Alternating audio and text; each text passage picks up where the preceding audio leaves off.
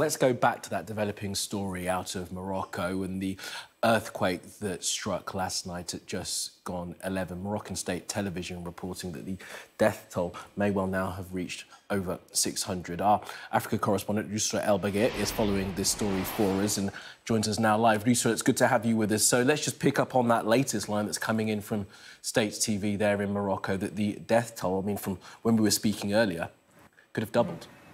Yeah, I mean, it's doubled, more than doubled since this morning, and that's to be expected, as horrifying as it is, considering that the earthquake hit in the mountains, and a lot of these mountainous villages are hard to reach. A journalist on the ground told us that buildings were collapsing on the mountainside, but also bits of the mountain have been seen as falling off. I mean, no avalanches yet, but just to give you an idea of how dangerous it is to experience an earthquake in those areas. And just next to the mountains, Marrakech is the tourism capital of Morocco, where loads of people have been end of summer, spending their times there. And the earthquake struck at 11 at night on a Friday night, where loads of people were in the clubs, in the bars, in the restaurants. And we were told on the ground that when the earthquake struck, people ran out of these establishments into the main road. And soon after, the highway to Casablanca from Marrakech was packed with people wanting to get out of Marrakech as soon as possible. Now, this earthquake is the most deadly and the first since 2004 when an earthquake hit.